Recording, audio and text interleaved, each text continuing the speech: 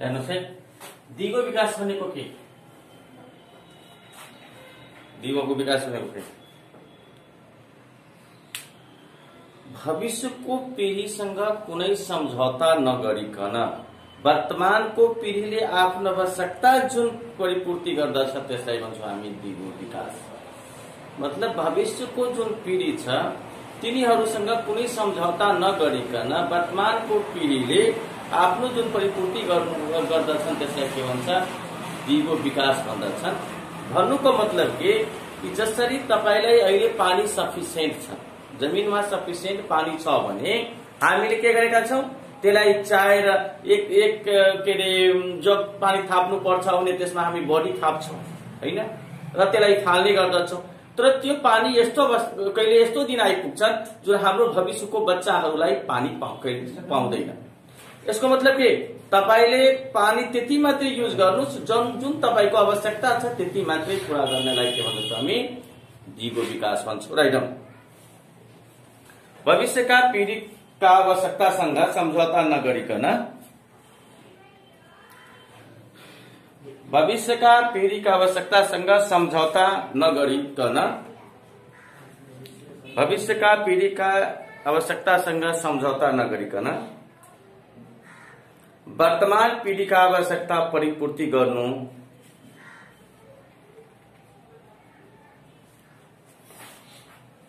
वर्तमान पीढ़ीका आवश्यकता परिपूर्ति गर्नुलाई दिगो विकास भनिन्छ।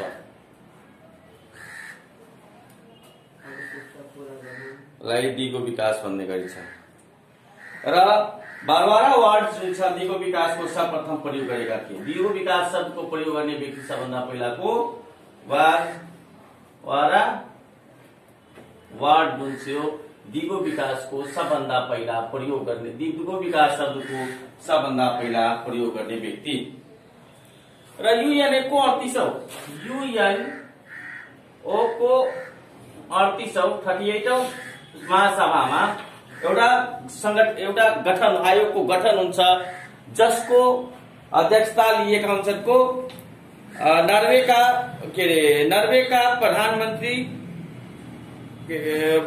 प्रधानमन्त्री ब्रुटल्यान्ड, जसको फुल नाम हो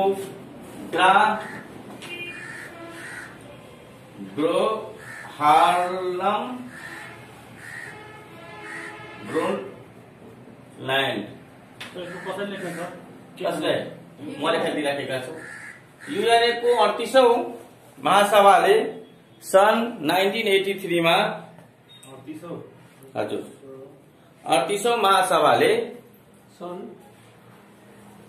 1983 मा नर्वेका तत्कालीन प्रधानमन्त्री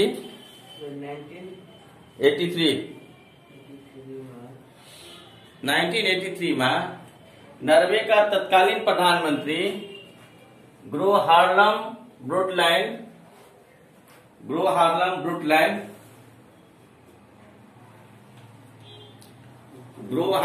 ब्रुटल्यान्ड को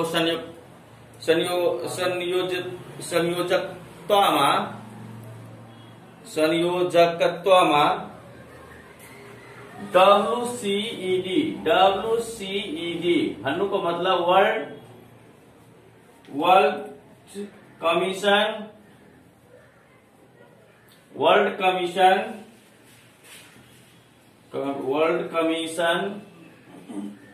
on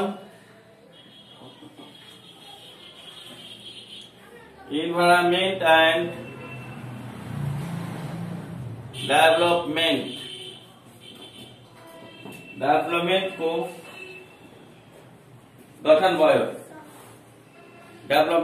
गठन भयो जसको नाम ब्रुटल्यान्ड कमिसन हुन जान्छ। सनोज कुमार WCED जो संगठन को नाम थियो के रे WCED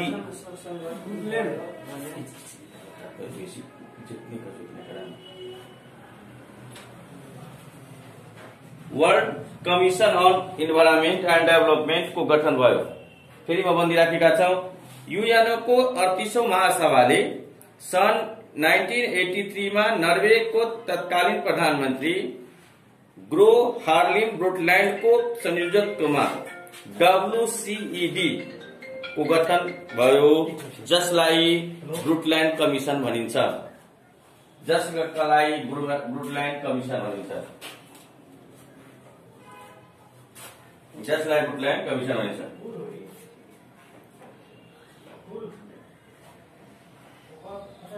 अर्को पोइन्ट 1987 मा दिगो विकासको अवधारणालाई समेट्दै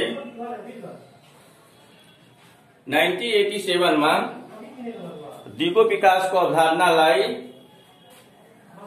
समेटिँदै 1987 मा दिगो विकासको अवधारणालाई समेटिँदै हाम्रो साझा भविष्य आवर कमन फ्यूचर दिगो विकासको अवधारणालाई समेट्दै हाम्रो साझा भविष्य ब्राकेटमा लेख्नुस् आवर कमन फ्यूचर नामको प्रतिवेदन पेश गरेको थियो। ब्रुटल्यान्ड कमिसनले सन् 1987 मा दिगो विकासको अवधारणालाई समेटिँदै हाम्रो साझा भविष्य आवर कमन फ्यूचर नामको प्रतिवेदन पेश गरेका थिए।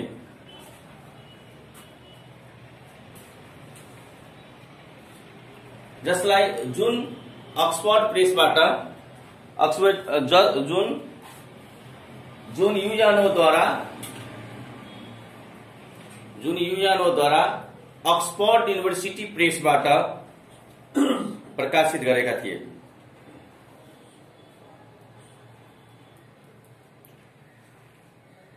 अक्सफोर्ड यूनिवर्सिटी प्रेसबाट प्रकाशित गरिएका थिए।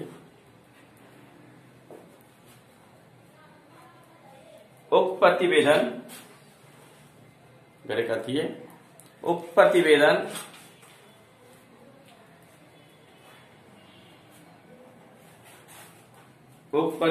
विभिन्न 22 वटा मुलुकको 23 जना विज्ञबाट 22 जना मुलुकको 23 जना विज्ञहरूबाट लेखिएको थियो। 22 मुलुकको 23 जना विज्ञहरूबाट लेखिएको थियो। यति लेखेपछि म बुझाइदिन्छु।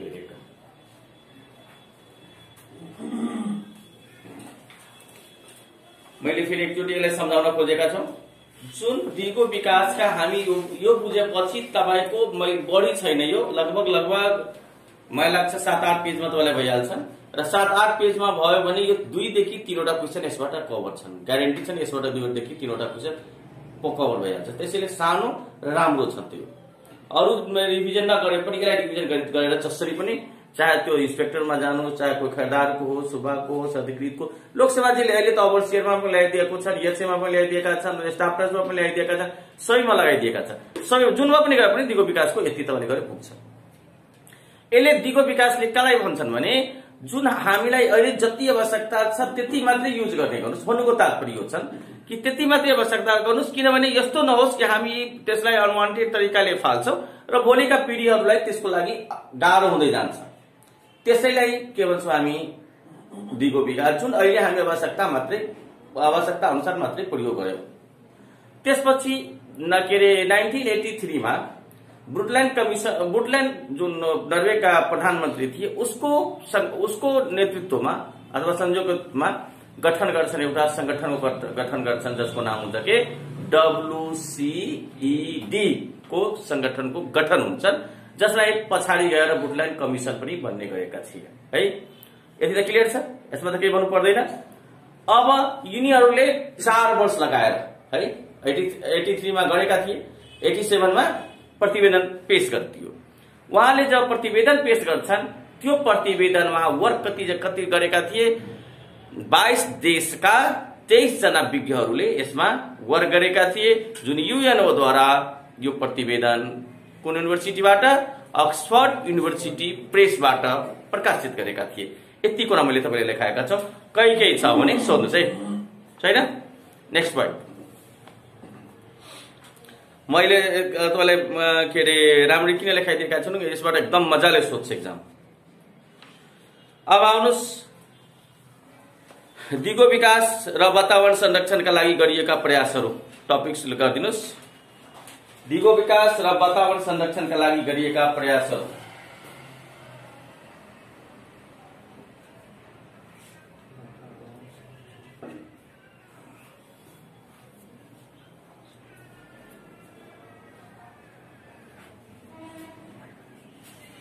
दिगो विकास र वातावरण संरक्षणको लागि गरिएका प्रयासहरू। अब हामी 1970 मा हामी प्रत्येक साल के घटना भएका छन्, के प्रगति गरेका छन् दिगो विकासको, त्यो सबैको हामी छिरोफानी गर्नेछौँ। जसरी सन् 1970 को कुरा हो। यही बेलादेखि पृथ्वी दिवस मनाउन सुरु गरिएको हो। सुरुमा जुन पृथ्वी दिवस मनाइएको थियो त्यो अमेरिकामा मनाइएको थियो र त्यो खासै टार्गेट थियो अमेरिकामा। जुन 22 अप्रिलको दिन मनाइएको थियो, 1970 अप्रिल 22 मा मनाइएको थियो पहिलोपल्ट। राइट डाउन पृथ्वी दिवस पहिलोपल्ट पृथ्वी दिवस पहिलोपल्ट 1970 अप्रिल 22 मा मनाइएको थियो।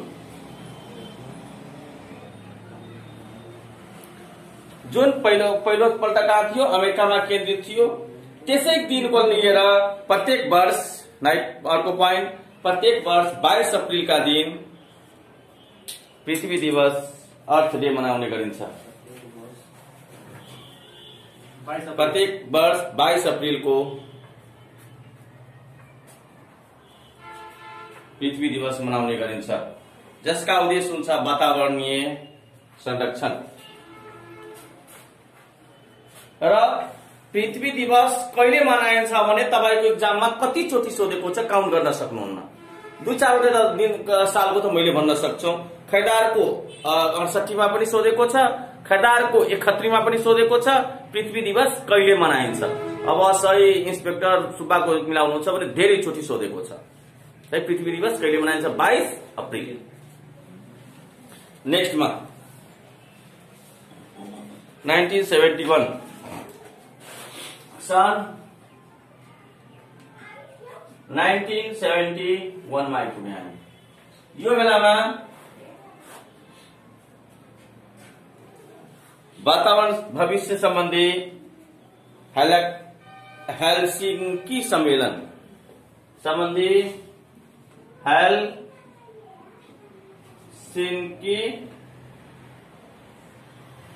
सम्मेलन 1971 मा हेलसिंकी। हजुर, एक त पहिलो पोइन्ट। अर्को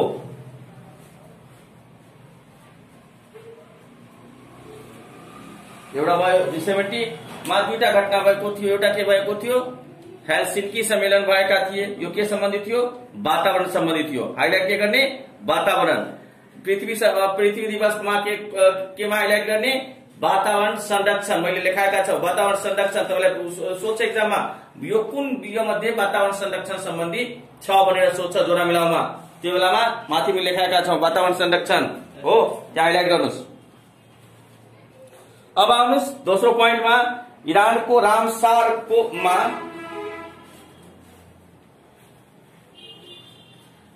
रामसार भन्ने ठाउँमा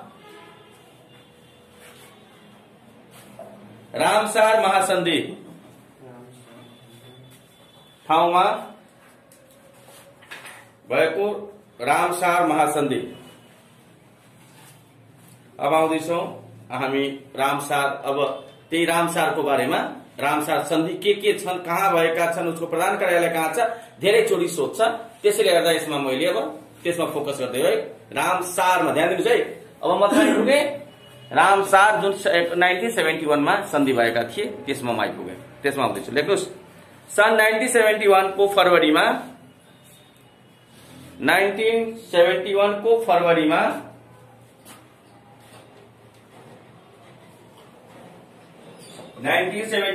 फरवरीमा इरानको मजान्दारिक क्षेत्रको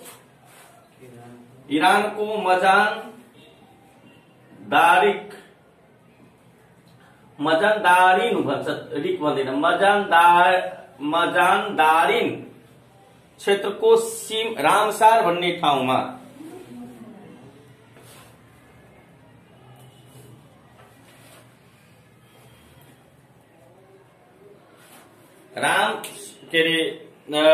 इरानको मजानदारिन क्षेत्रको रामसार भन्ने ठाउँमा भएको दलदल क्षेत्रको संरक्षणका लागि गरिएको सम्झौतालाई रामसार महासन्धि भनिन्छ। फेरि म रिपिट गर्दैछु, तपाईहरु फेरि नबोल्दिनु होला, म रिपिट गर्दै गर्छु। सन् 1971 को फरवरीमा इरानको मजानदारिन क्षेत्रको रामसार भन्ने ठाउँमा भएको दलदल अथवा सिमसार क्षेत्रको संरक्षणका लागि गरिएको सम्झौतालाई रामसार सम्झौता भनिन्छ।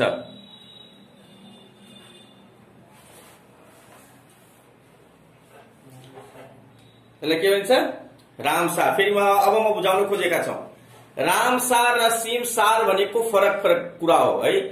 सुन्नमा सजिलो लाग्छ अथवा एउटै लागिराखेका छन्, तर रामसार र सिमसार भन्ने अलग अलग कुरा हो। रामसार भन्ने एउटा ठाउँको नाम हो जो कहाँ पर्छ? इरानमा पर्दछ। इरानको कहाँ? मजानदारिन भन्ने ठाउँमा को क्षेत्रको रामसार भन्ने ठाउँमा पर्दछ। त्यहाँनिर सिमसार जस्तो ठाउँ छ। सिमसार भनेको के? दलदले माटो। दलदले माटो तपाईले कहिलेकाहीँ फिल्ममा हेर्नुहुन्छ कि मान्छे त्यहाँ पुग्छन्, पुग्दापछि आफै भित्र जान थाल्छन्, मतलब त्यति बढी दलदले हुन्छन्। र त्यस्तो दलदले माटो भएको ठाउँमा जुन इरानमा थियो रामसार भन्ने ठाउँमा, त्यसमा सिमसार सम्बन्धी एउटा सम्झौता भएको थियो। त्यसलाई के भन्छौं हामी? रामसार सम्झौता। क्लियर? मान्छेले के बुझेका छन् भने रामसार र सिमसार भनेको एउटै हो। रामसार र सिमसार एउटै होइन। रामसार भन्ने ठाउँको नाम हो र त्यसैले त्यो ठाउँमा भएको सम्झौतालाई रामसार सम्झौता भनिन्छ। सिमसार भनेको ठाउँको नाम हो। असरी सिमसार भनेको एउटा के त्यसको भौगोलिक अवस्था छन् जसलाई हामी के भन्छौं? सिमसार भन्दछौं। क्लियर छ? त्यहाँ के गरिदिन्छ विद्यार्थीले? रामसार सम्झौता अप्सनमा हालिदियो र सिमसार सम्झौता। त रामसार सम्झौता हुन्छ कि सिमसार सम्झौता हुन्छ? रामसार सम्झौता। किनभने यसरी बुझ्नु, त्यो ठाउँको नाम है, इरानको कि इरानको के अरे रामसार भन्ने ठाउँमा। राइट हो? ठिक छ। अर्को पोइन्ट लेख्नुहोस्।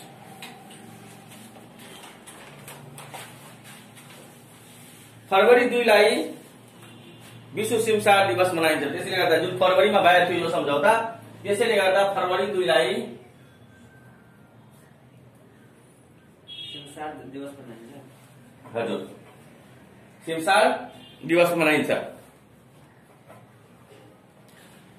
हुन्छ कहिले?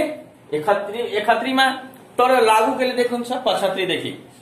यो सन्धि सन् 1975 डिसेम्बर देखि लागू भएको। यो सन्धि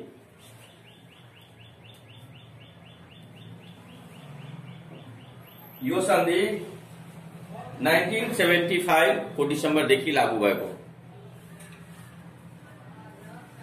75 को डिसेम्बर देखि लागू भएको। अब यसको के एउटा नियम छ भने, सबभन्दा पहिला तपाईको जुन यदि देशमा कुनै एउटा सिमसार क्षेत्रलाई जबसम्म तपाई सूचीकृत गराउनुहुन्न भने त्यो बेलासम्म तपाईलाई यसले सदस्यता दिइदैन। त्यो आधारमा नेपाललाई पनि एउटा सबभन्दा पहिला एउटा सिमसार क्षेत्रमा के रे घोषणा गराएका थियो। त्यो कुन हो? कोशी टापु। राइट? त्यसपछि मात्रै उसले सदस्यता दिएका थिए। लेख्नुहोस् त, नेपालको कोशी टापु नेपालको कोशी टापु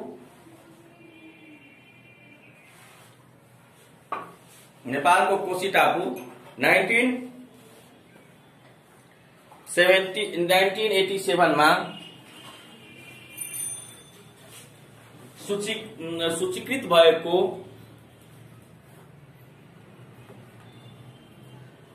केमा सूचीकृत भएको? रामसारमा सूचित भएको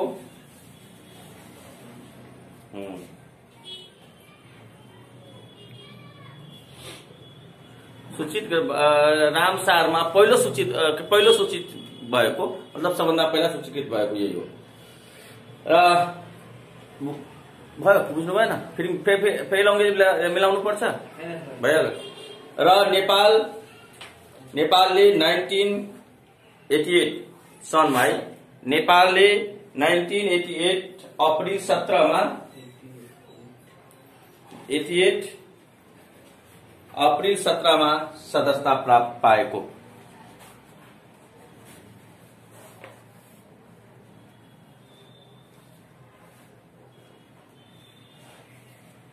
सदस्यता पाएको यो पनि धेरैचोटि इक्जाममा सोधेको छ र के अरे कोशी टापु कहिले सूचीकृत भएको छ त्यो पनि धेरैचोटि सोधेको छ। त्यसैले गर्दा यसमा टक्क नदुखाउनु होला। प्रधान कार्यालय रामसार सन्धिको प्रधान कार्यालय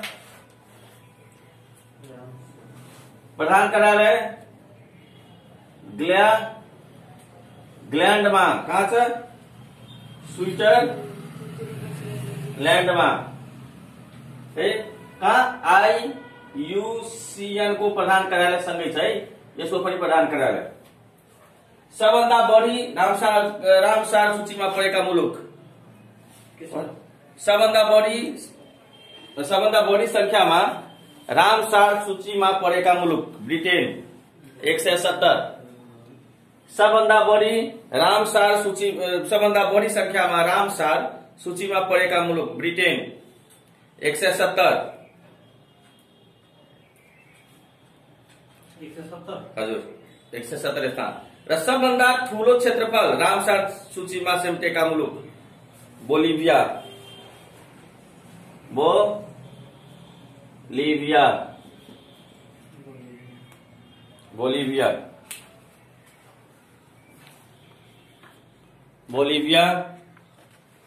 र नेपालमा कतिवटा सिमसार क्षेत्रमा के सूचीकृत भएका छन्? 10।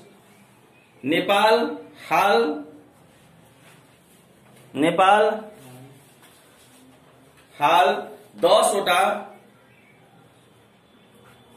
10वटा सिमसार क्षेत्रहरू अन्तर्राष्ट्रिय सिमसार क्षेत्रमा सूचीकृत भएको छ।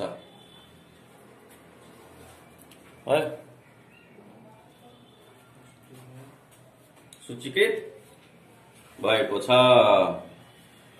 अब यसको अर्को भागको लागि फेरि भोलि तपाईहरुले